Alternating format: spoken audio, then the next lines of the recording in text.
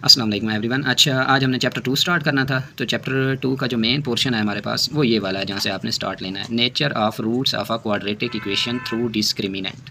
तो आपके पास क्वाड्रेटिक इक्वेशन हमने पढ़ी हुई है, a x square plus b x plus c, और इसका फार्मूला आपको पता है, हमने पढ़ा था minus b plus minus b square minus 4ac इसका अंडर रूट ओवर 2a।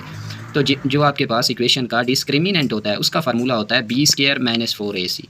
और ये वाली कंडीशन आपने लाजमी याद रखनी है, तभी क्वेश्चन बाकी आसान है।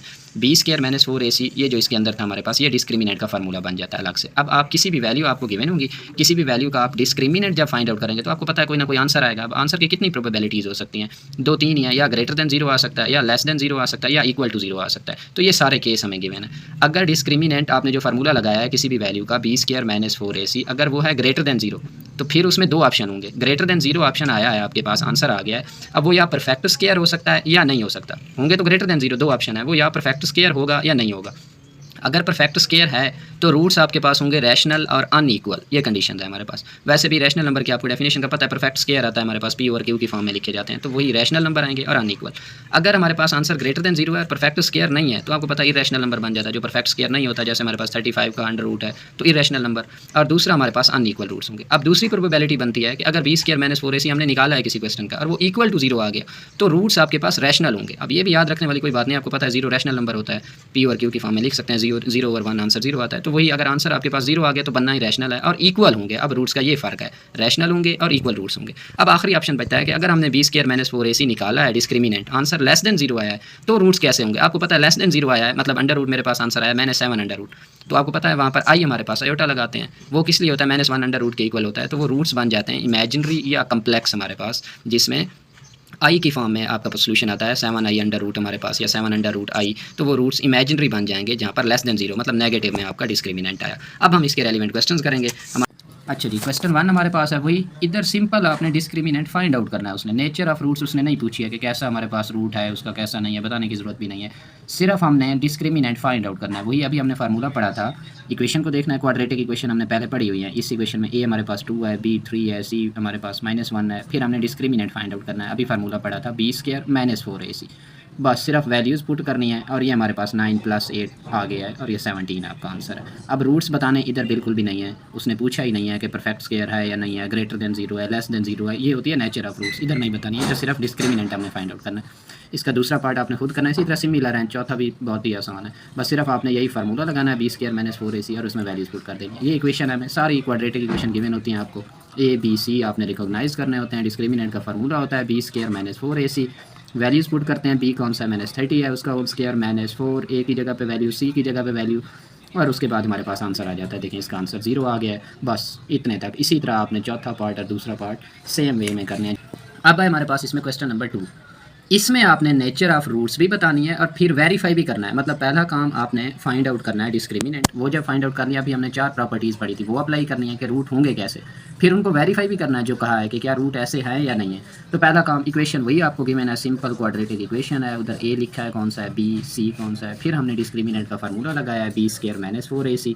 वैल्यूज़ पुट की हैं सारी। डिस्क्रिमिनेंट मेरे पास आ गया, देखें 49 कंप्लीट स्क्वायर होता है ना, या 7 का कंप्लीट स्क्वायर होता है हमारे पास। और मुझे बताएं 49 है भी पॉजिटिव, तो ग्रेटर देन 0 आ गया। ये प्रॉपर्टी हमने पढ़ी थी कि डिस्क्रिमिनेंट जब ग्रेटर देन 0 और परफेक्ट स्क्वायर हो तो रूट्स कैसे होते हैं? रेशनल होते हैं, एक तो क्योंकि परफेक्ट स्क्वायर है, और अनइक्वल हमारे पास आते हैं। अब यही हमने वेरीफाई करना है। वेरीफाई कैसे करना होता है? आपने वही क्वाड्रेटिक इक्वेशन को सॉल्व करना होता है, जो उसका सोल्यूशन सेट हम पहले चैप्टर में सारा फाइंड आउट करते रहे हैं। वही सोल्यूशन सेट आपका, वही रूट्स होते हैं इसके।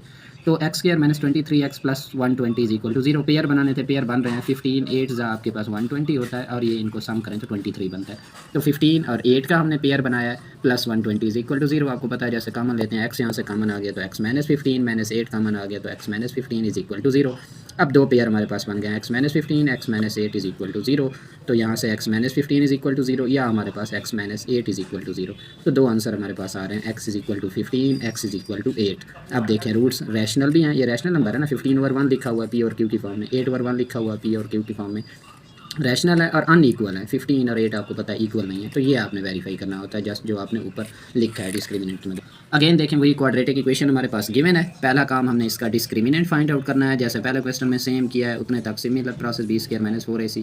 डिस्क्रिमिनेंट आ गया 0। अब इधर हमने बताना है कि रूट्स हैं कैसे। अब हमने केस पढ़ा था कि जब डिस्क्रिमिनेंट इक्वल टू 0 हो तो रूट्स पहली बात है हमारे पास रियल होते हैं, रैशनल हमने पढ़ा था, रियल नंबर में दोनों आ जाते हैं ना, रैशनल और इरेशनल, तो 0 रैशनल होता है, रियल एंड इक्वल हमारे पास, इक्वल भी होंगे और रैशनल भी होते हैं हमारे पास। तो अब हमने वेरीफाई की तरफ आना है, वेरीफाई में आपने क्वाड्रेटिक इक्वेशन को सॉल्व करना है, जो पूरा पहला चैप्टर पढ़ते रहे थे।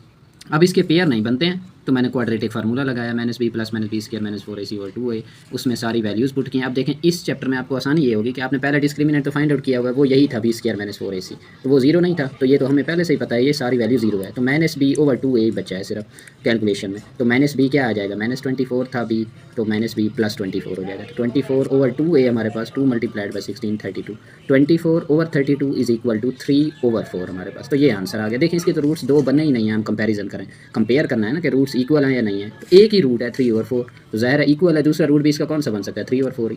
दो रूट्स होते तो हम कंपैरिजन करते कि 3 is equal to 3 equal roots है, रूट ही इसका सिर्फ एक ही है, दूसरा है ही कोई नहीं, तो यही हमारे पास इक्वल ही है, दूसरा कौन सा बन सकता है, यही 3 ओवर 4 ही बन सकता है। तो रियल भी है हमारे पास और रैशनल भी है, रियल की जगह पे आप रैशनल लिखें तो ज़्यादा अच्छा, रैशनल भी है और इक्वल रूट्स भी हमारे पास इस सारे को। हमारे पास डिस्क्रिमिनेंट फाइंड आउट करना है, नेचर बतानी है रूट्स की है कैसी। डिस्क्रिमिनेंट का फार्मूला लगाया b square minus 4ac, values put की हैं क्वाड्रेटिक इक्वेशन से सारी, मेरे पास आंसर आया 205। अब ये ग्रेटर देन 0 है, पहले तो पता चल गया, ठीक है। उसके बाद आपने चेक करना है, बेशक कैलकुलेटर की मदद से चेक करें कि परफेक्ट स्क्वायर है या नहीं है, ये परफेक्ट स्क्वायर किसी का भी नहीं बनता, ग्रेटर देन 0 है, परफेक्ट स्क्वायर भी नहीं है, रूट्स इरेशनल होंगे क्योंकि परफेक्ट स्क्वायर नहीं है और अनइक्वल होंगे।